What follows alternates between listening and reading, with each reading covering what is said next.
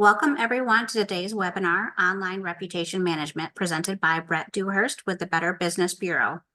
Many thanks to our presenter, Brett, for being with us today and to all the participants who've joined in. Please note this webinar is being recorded to share what we learn with the business community. All attendees will receive the link to the recording. Brett will share the presentation with you, then follow with time for questions and discussion. Please use the chat to submit any questions during the presentation. And just a reminder, when others are speaking, please keep your audio on mute to minimize background noise. With that said, I'll turn it over to Brett to start things off. Perfect. Thank you, Beth. Good afternoon, everyone. Like Beth said, my name is Brett Dewhurst, and I'm with the Better Business Bureau of Upstate New York. I've been with BBB now for just under 3 years. And my role is I'm the community programs coordinator, which basically means I assist in different events in our area. We work with different Chamber of Commerces and our network of community partners. And then I also work on the charity end of presentations where if a charity wants to get accredited, they go through me to go through that accreditation process. This presentation today, it's basically just entitled Online Reputation Management. And every business, every organization needs some sort of online reputation, and to maintain that reputation as you're going forth through year after year, to make sure that your business is staying strong both online and offline. You want that really strong online presence to make sure that your consumers are seeing the right messaging, they're seeing what's necessary from your organization, and they're able to work with you and connect with you for anything that they're interested in about your organization. So today's content is pretty standard. I'm going to give you guys a simple overview of what Better Business Bureau is, talk very briefly about the standards that we have and what we do to get businesses accredited and to work with us, and then we'll jump right into online reputation management. In addition to online reputation management, 2 topics that we always teach back to back with online reputation is social media and customer reviews, because they kind of jumpstart, they kind of go along with those particular topics. For example, social media is in a lot of cases where your reputation is online. So we want to make sure that we do touch on all those particular areas.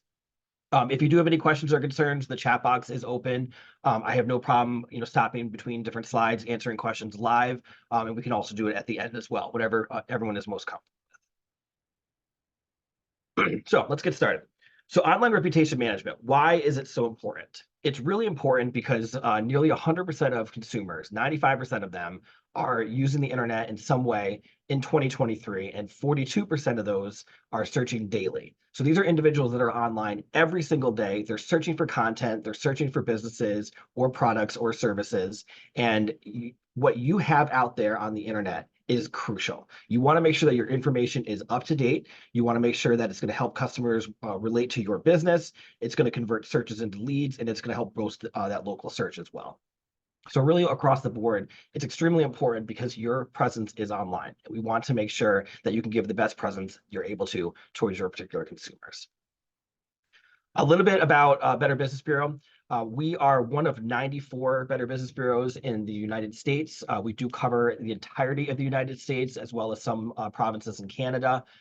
There are 2 Better Business Bureaus in New York State, one ours up in Buffalo, as well as down in New York City. So on the screen in front of you, the territory of which we cover, it covers just south of Albany. It's all the blue that you see. And then Metropolitan New York covers everything south of that. Our office is based in Amherst, New York, so just right outside of Buffalo. I'm personally based out of Albany, New York. So between the 2 of us, we do cover the entirety of those 48 counties of New York State. One of the things I really enjoy about working with Better Business Bureau is asking the question, have you ever heard of Better Business Bureau before? Because I can tell you that 99% of people will say yes. But then if I follow up with a question that says, do you know what we do? More than 50% say no. And I think that's something that we really need to work on to make sure that the community is aware of what we do and all the different services that we offer. So we're not just focused on accrediting businesses. We're focused on different services and different things throughout the area, including advertising review. It's one of the reasons why we got started back in 1912 with Coca-Cola, and individuals at Coca-Cola were frustrated with the process, and they were frustrated with different advertising that was going out for it, and a lot of it was false advertising. So individuals kind of jumped over and formed the BBB. So it's kind of a cool story that how we got started, if you will, because of false advertising. So we do work with businesses and organizations to make sure that advertising is done correctly, that the information is accurate and presented in a timely manner. One of the programs that we work with is called Scam Tracker. If any businesses or consumers believe they've been scammed or they know of a scam, they can report it directly to us. I'm one of the 3 people in our office that goes through all the scams that are reported, and then we post them nationwide. So if anyone needs to see what's happening in their particular area, what type of scams are occurring, we can make sure we get that information out to the general public as quickly as possible. I mentioned before that I do work with a charity review program. It's an identical process to get accredited for a charity as it is for an accredited business. The standards are just a little bit different depending on the organization and depending on the size of the business or the charity as well. And then we also work with dispute resolution. If there's an issue between consumers and consumers, consumers and business, or business to business, we can kind of go in and be the moderator and kind of jump in and help out to make sure we can solve as many problems as possible. So that's just a little bit of overview of just the work that we do throughout New York State, through nationwide, and that different services that the BBB can offer. We are basically founded on our standards of trust. Any business that wants to become affiliated with us or any charity, they must be able to build trust. They have to advertise honestly, obviously tell the truth. I think that was pretty standard, but they have to be transparent, responsive. They have to embody integrity. So these 8 different pillars basically are required for any business to become accredited with us. And there's different requirements that are kind of built in with each of those. One of the things that we like to talk about is, especially with online reputation management, is most people don't know that you can have your website on bbb.org. We can create a profile for you, or a profile can be created for you depending if reviews are posted or things or information gets in there. But you can basically have your own website, if you will, through bbb.org. And there's a lot of information that you can post here that a lot of consumers are going directly towards. Our consumers, we see a lot of times, they may search Google, they may search Yelp, they might search different areas, but if they're looking if a business can be trusted, they're coming to us first. So the profiles that we create on bbb.org shows what's available for that particular type of business. It shows the different customer reviews, and it shows all the information that a business wants to make aware to their consumers. One of the things that I appreciate, especially about our website versus others, is we're one of the only organizations that vets all of the reviews that come in. So if someone were to take part in your business or service and they decide to write a negative review and they post it on bbb.org, we actually reach out to the consumer and verify that it is a valid review before anything is posted online. Most sites, if someone wants to post a comment, whether positive or negative, you really don't have much control over it. It gets posted to your profile. I know with Google, once it's posted, that your star rating goes up or down based upon that particular review. But we make sure that if you're on our site, our consumers are the ones that are submitting these reviews. We're vetting them to make sure that they're valid before they go through with it. So just a couple of things that are available for a business on our particular website to create it. You can post your business overview, your contact information. If you're accredited, your accredited seal will pop up. There's a way for consumers to search businesses if they're accredited versus non-accredited. If they're trying to find like a contractor or a snow shoveler or whatnot, you'll see a lot of them kind of flock towards the businesses that are accredited. I've already mentioned customer reviews. If businesses basically have a complaint that's filed against them, we vet all the complaints that come in as well. So we make sure that it's not going to be posted on your profile until you've had the chance to reach out to the consumer, try to make things right, or have some sort of resolution process to make sure that your information is safe in that regard. And then also when consumers do search, your business, basically, you can choose which category you fall into to make sure that the search process is as easy as possible for those particular businesses that are coming in. All right.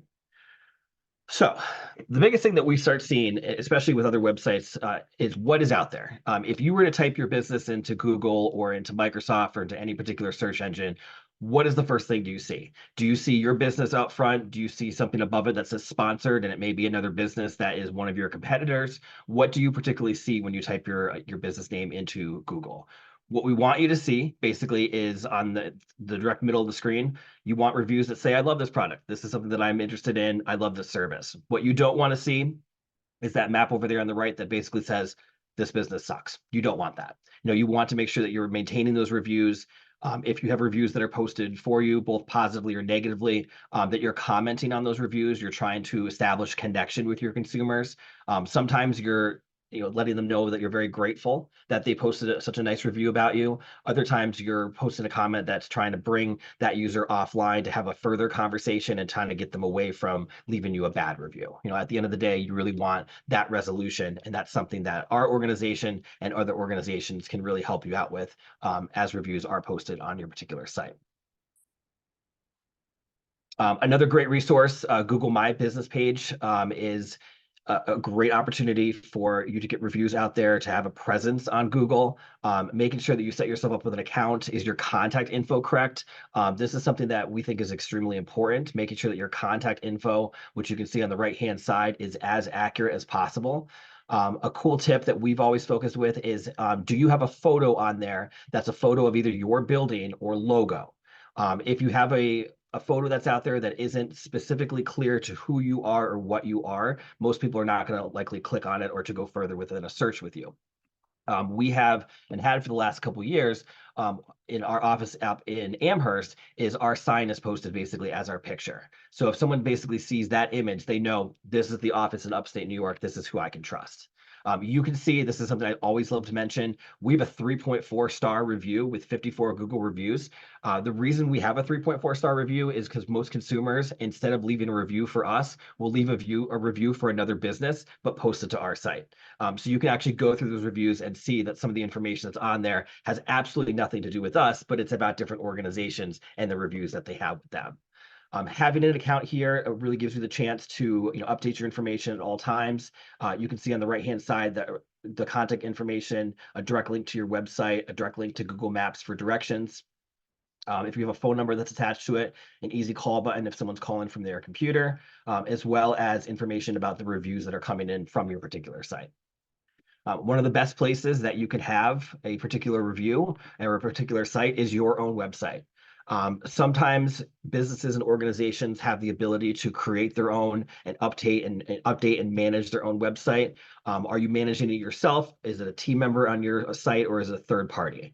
The most important questions you should ask yourself with your web page is, what are you looking to get out of it? What are you looking basically to have a presence on there? Is it an online shopping website? Is it just informational? Does it have pictures of work or services or products that you provide?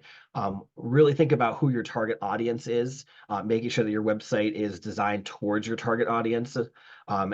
Making sure that you have templates, that you have guides, you have a color code. Is it matching your business? The more information and the more accurate your website is, when someone comes to your storefront or they're utilizing your services, they recognize who you are. That's how you're really establishing a brand, is making sure that your website and your online presences also match all of your offline presences, whether it's a storefront, it's a location offsite, or basically if you're having face-to-face meetings with individuals, making sure that your website meets your standards and your online presence.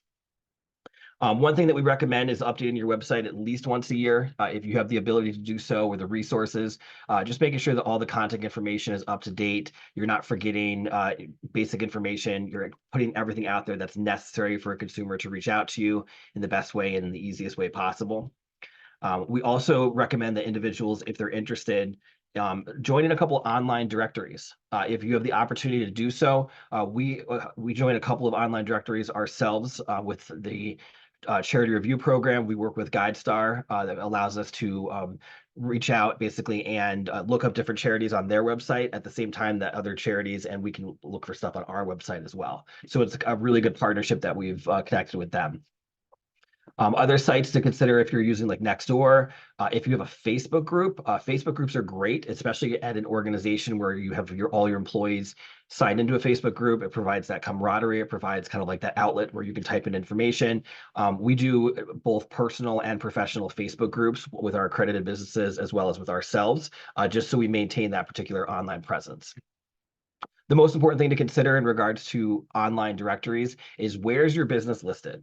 If I were to go into an online directory and search for you, or if I was to type into Google and search for you, are you on that first page? Are you utilizing search engine optimization? Are you using the different management tools that are necessary to get your information as close to the top, if not the very top of the page as possible, to make sure the information is current, it's relevant, and it's right in someone's face? You really just want to be right there, right in front of them, so you're the only person and the first person that they're going to click on as they're starting to search for information. we've said this again, but making sure that your information is updated. One thing that's challenging is that if you have, multiple online presences, for example, if you have a site on BBB, if you have a Google My Business page, if you have a link through Yelp, if you have all these different sites, you want to make sure that you're managing all of your information on all the sites and not forgetting what your information is out there. One of the worst things that you can do is have outdated information on a particular site because you're going to lose out on all those consumers depending on how outdated that information is. So really making sure that the information you have on each of your sites is relevant, it's current, and just having a process of going in there at least once a year to get updated information is probably the best case for the cause as well. In regards to email marketing, this is something that we do. We've always done email marketing. It's still alive. It's still a thing. The biggest thing about email marketing is that open rates really have increased over the last couple of years. And the most important thing to consider when you're looking at email marketing is you have to have the right content with the right audience at the right time. Those are the most important things that you have for all three of those. Because if the content is outdated or not important, someone is going to ignore it. If you send it to the wrong people, they're never going to open it. And if you send it at a weird time or an off time, if you will, they're never even going to see it. So making sure that your content, your audience, and the timing is the most important thing when you're sending email marketing. I'm sure this is probably a common question/answer. What is the number one reason that people are unsubscribing from business emails? It's because you're emailing them too much. Our organization, one thing that we always talk about is when we reach out to accredited businesses, we have 7,500 accredited businesses throughout upstate New York. And we have email chains through our mail servers that allows us to email either all of them or certain pockets of them. And we're very diligent to make sure that we're not over emailing someone or sending too many messages. The number one reason why people are unsubscribing to a particular email is because you're just sending too much mail to begin with. So really just being cognizant of what you're sending, when you're sending it, and who you're sending it to. In regards to customer reviews, this is kind of like my favorite topic. Customer reviews are important for obvious reasons. You're going to boost your brand recognition. You're going to increase your CEO, your SEO. You get instant feedback from consumers, which is very valuable. You'll know if someone loves your product or service, or if someone really dislikes your product or service. I think we all know that people online are extremely honest. Or they're overbearing, if you will, in regards to some reviews that do come in. What's great about this is that it is direct communication. So you're talking to a person one-on-one. You have the opportunity to look through the reviews, see which ones are the most important ones to you, which ones are the least important ones to you. But what we always encourage every single person to do is that if you have the manpower to do this with, you should be responding to every single review that comes in about your business.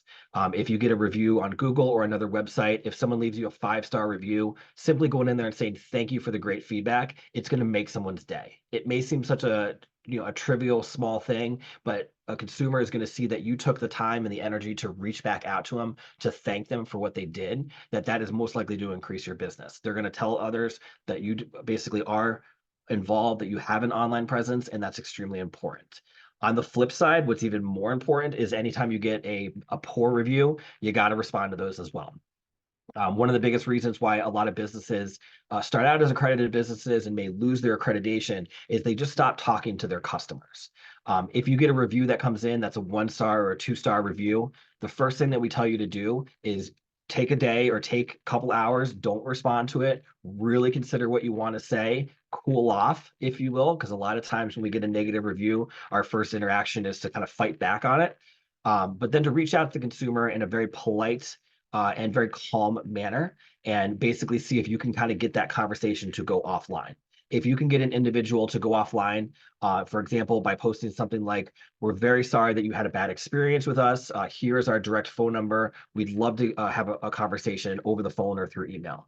What you're going to do by doing that is you're going to pull that person away from wanting to leave additional reviews. If you're reactive, if you're aggressive with a review and a response that you have that goes in, chances are that conversation is just going to continue. And you can guarantee that all your other customers that love you or dislike you are going to be reading this particular conversation. So the most important thing is to really pull things offline, to have that one-on-one time with that particular person to make sure that you're able to kind of diffuse the situation, if you will. Some of the areas where you really want reviews, Google, Yelp, Facebook, ourselves at BBB, anywhere where you have basically people that are willing to talk positively about your business, that's good work for them and it's good work for you. So anywhere you're able to have reviews, set up your profiles on these different sites so people can leave reviews at multiple times. A lot of times what we are seeing is that if someone leaves a review on either your website or on Google, and you're on multiple review sites, they tend to leave the same review on multiple sites. So you're getting basically positive feedback at more than one location, and that's even better than just getting one particular review that's set up for it. On the flip side, if someone leaves a negative review, they're going to leave it on most of the locations as well. So that's why it's so important to make sure that you're able to go in, if you have the manpower, to answer every single review, to respond to it positively or negatively, either to diffuse it and get it offline, or just to thank someone for taking a couple minutes out of their day just to offer you that particular review is one of the best things that you can do for it. Some basic statistics that we've found over the last couple of years, 98% of people are going to at least read online reviews for local businesses. I'm guilty of this. I know I go in when I'm buying something on Amazon, I'm reading several reviews. My personal preference, and this is my opinion, this is not necessarily the opinion of Better Business Bureau. I generally ignore any of the 5-star reviews and I ignore any of the 1-star reviews. I find that people, when they leave 5-star reviews, it's one of two things. Either you've absolutely blown someone away and you've done the best work possible, or it could potentially be a fake review that's been posted. And on the flip side, with the 1-star reviews, I think people basically that are leaving 1-star reviews, they feel the need to be heard, if you will. And a lot of times they may over exaggerate a particular situation. It might be such a small thing that they disliked about your organization, but they still wanted to punish you by giving you that 1-star review. So what I have personally found, again, personal opinion, is reviews that are generally 2 or 3 or 4 stars generally have the most honest feedback about a business. Because if someone took the time to really decide, okay, it wasn't the best service possible, they did an okay job, 3 or 4 stars.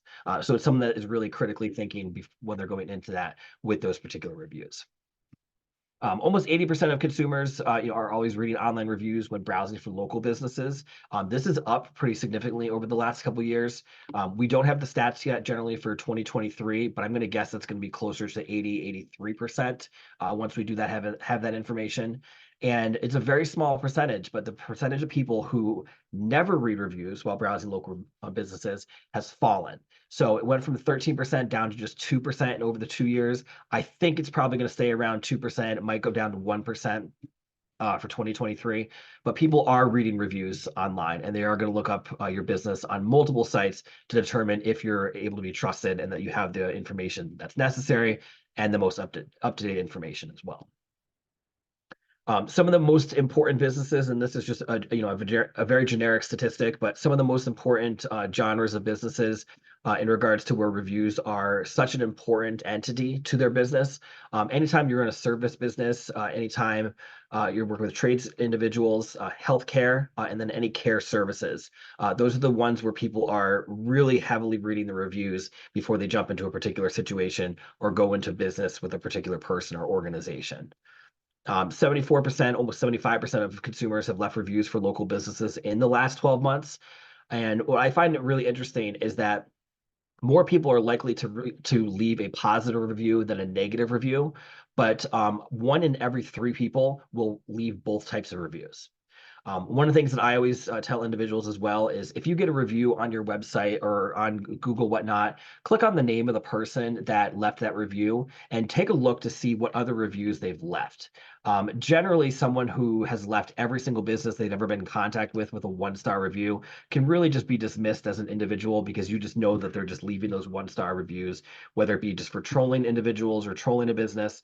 And at the same time with the ones that leave just 5-star reviews, you can kind of tell how honest an individual is based upon the series of reviews they offer for both your business and the other businesses that they're working with, just to kind of get an idea of, is this a legitimate review? Or is it something that I really don't need to spend too much time or energy on because this person is just doing it to every other business as well? Another statistic that we focus on, and this is extremely important in regards to online management, is where do consumers go after reading these reviews? You know, a lot of times, if they read a review about an organization, the next step they're going to go to is your website, which is why you want to have updated information at all times. After they've gone and looked at reviews, they may search for other reviews on different websites. They may physically come to your location if you have a storefront. They'll also continue to search for other businesses in your same category. They're going to look at your competitors and decide which business is going to be best for what I need to happen, whether it's product or service. They also might just contact you directly. A review basically that's posted online can lead to someone just contacting you directly. I know I've had plenty of phone calls where I've had a consumer tell me, you know, we saw the reviews on your site sort of thing. We just wanted to call and kind of get some more information about it. So really just understanding that consumers are first going online, almost 90% of them are online, 95 actually, looking through the reviews. And then eventually afterwards, they're going to your website or they're going to look at other reviews, or they might contact you directly. Switching topics just a little bit, you know, social media is still under the realm of online reputation management. But one thing that's really important is one of the statistics that we found a couple of years ago is that answering a complaint on social media can increase your customer advocacy by 25%. So 1 out of every 4 people is going to see a review basically that's posted on one of your social media sites, usually Facebook or possibly not usually LinkedIn, but usually Facebook.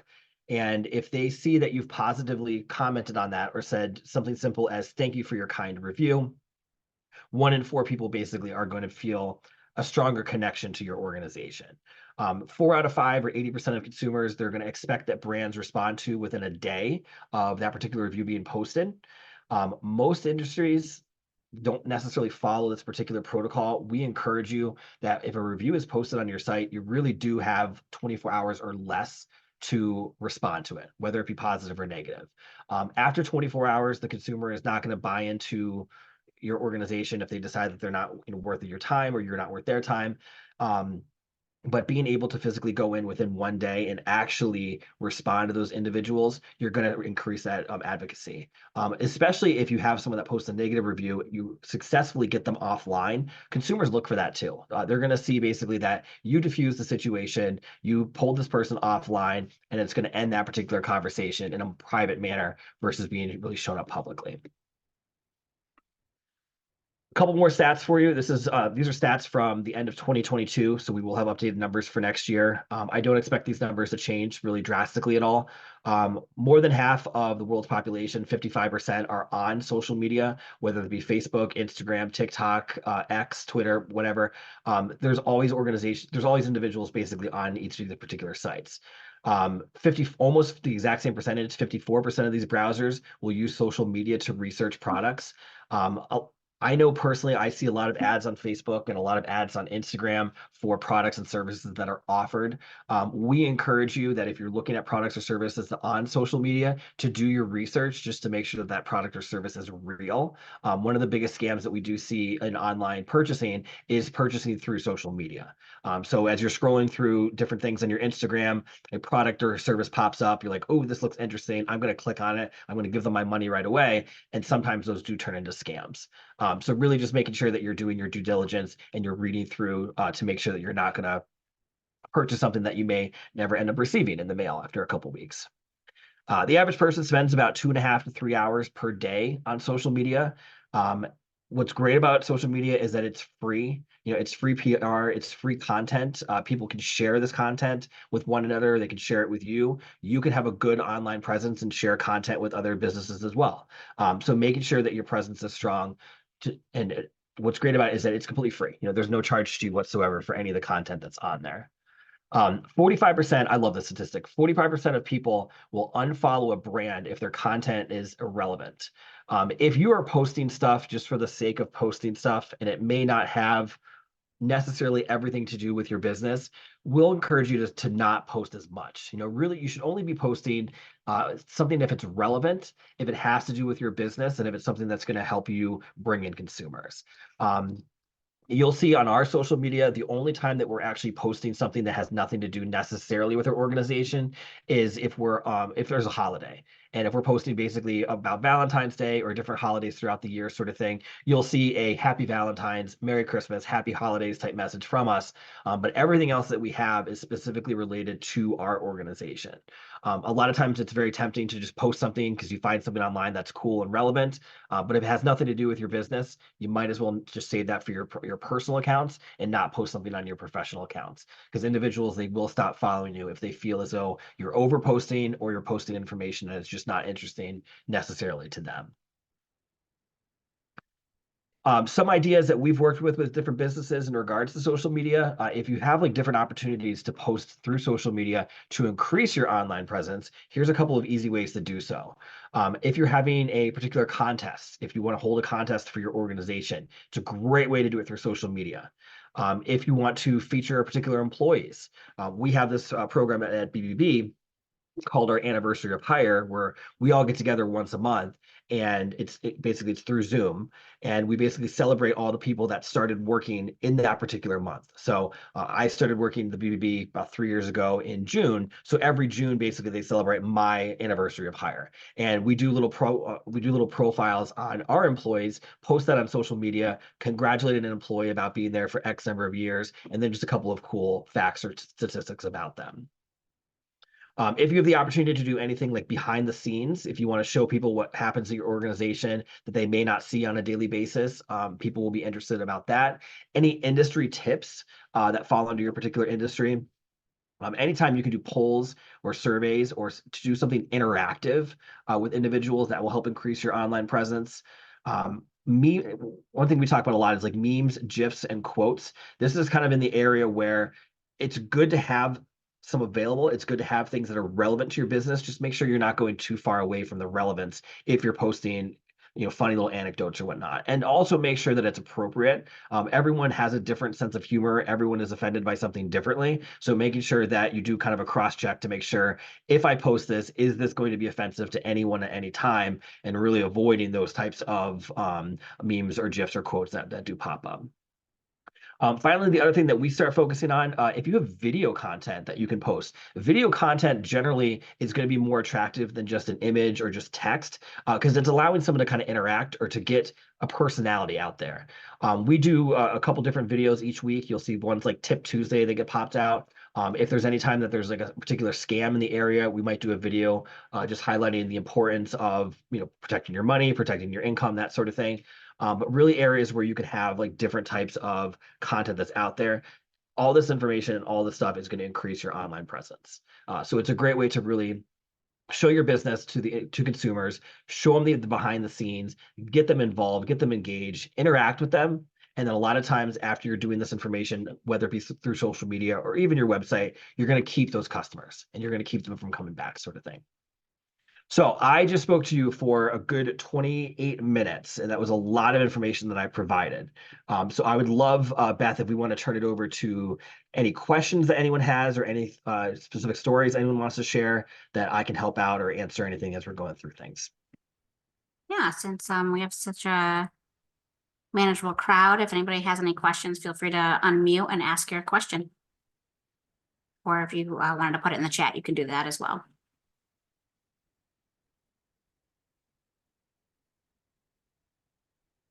We'll wait just a couple minutes in case someone's typing. I do want to thank Beth as we're waiting. I do want to thank you for working with us. You guys have been a community partner with ours for years, and we continuously try to work with the Chamber of Commerce's to do presentations of this nature. So while we're doing online reputation management today, we have an arsenal of about 50 different presentations that we could do, and we can always create presentations. One of the things that we do send out to all of our chambers is we do a webinar of the month, which is really themed towards particular months. Earlier last week, I did a presentation on romance scams. Next week, or actually in 2 weeks, we're doing one on Consumer Protection Week, which is early in March. But we're also looking to do presentations for artificial intelligence, cybersecurity, cryptocurrency, that sort of thing. So anytime that they're available to us, and anytime that we have chambers like yourselves that reach out and are interested in, we're happy to be available to present and to get other individuals available as well. So I just want to thank you for allowing us to be here today. Yeah, great. Thank you for being here. I actually did have a couple of questions myself, just some comments, and maybe you can help add Mhm. to it things that we have seen here at the Chamber for businesses too, especially regarding social media. One of the things that I've noticed is there's a lot of scams creating fake Facebook pages Yes. for local businesses. How Yep. would you suggest a business handle situations like that? Well, first off, check check the contact information. If you basically are on a particular website and there is information about a particular business, give them a call. Click on where it says that their website sort of thing. Try to take it off of social media and really get involved in them individually. The other thing too is just Google search them. If you basically go back to Google, type their name into the organization, you can really go through that method and really focus away from Facebook or away from Instagram. We do see that occasionally with fake profiles and fake individuals. I personally don't chat on Facebook. I generally, if I have someone that reaches out to me for different content sort of thing, unless they're friends that I know personally, I really just don't chat on Facebook just to protect myself from the different types of sites and individuals that are out there. Right, yeah, we've definitely seen a lot of shadow pages Mhm. for local businesses here in Chemung County, especially if they're running a contest. We've seen that before. Yep. And then for the email marketing, just more of a comment than a question, but a lot of businesses don't realize that there's spam laws regarding email marketing, and you need to kind of do your due diligence on doing that research and make sure you're following the spam laws, because that Well, can get you reported as well. yes, and that's a really good point too. If your business is reaching out to all your consumers and doing so at once, Google actually just put in some new standards in regards to the laws that are out there. That if you're sending emails throughout Google, you can't mass communicate through Google anymore. There's a certain limit that you hit, and if you go past that limit, they can turn off your email basically from receiving or from being sent. And they'll warn you, they'll let you know if it's coming, that sort of thing. But really, the best thing you can do in regards to mass email is to work with a server, work with a particular program or process, for example, like mail merge or whatnot. But if you have different sites basically that you work with, that's the safe way to do it, because Google really has started tightening their belts, if you will. All right, I didn't see any questions come through on the chat, so I guess we will wrap things up. Um, let's see, there's one That's from perfect. And I'm just going to Sheila. put my email address in the chat as well. If anyone has any specific questions or concerns that they, think about after today, please feel free to reach out to me. So make sure I spelled that correctly. I did. Good. Okay. So yeah, so it's just Brett Dewhurst at upstate New York, bbb.org. Feel free to reach out if you have any questions about either this, anything BBB related at all. The most common questions that I get, phone calls that I get, really are about scams and different things that are occurring in our area. So I'm happy to answer any questions, whether it be through email, through phone conversations, or however works best for individuals. All right, thank you, everyone. We'll share the link to the recording with you later on. You can visit chemungchamber.org to register for upcoming seminars or find recordings of some previous webinars. Upcoming for March, we have a March 14th at 10 a.m. Criminal convictions in the hiring process. That will be a webinar. That's with Barclay Damon. And then March 28th at 10 a.m., we'll do an in-person seminar on elder financial exploitation education with First Heritage Federal Credit Union. And that's important for businesses as well, because I've seen that personally on when I worked in the medical field of places trying to take advantage of the elderly and vulnerable with your business. So for anyone who is interested in a chamber membership, please contact the chamber at info@chemungchamber.org or call 607-734-5137. Many thanks to Brett with the Better Business Bureau and to everyone for joining us today. Have a great day, everyone. Bye, guys. Thank you.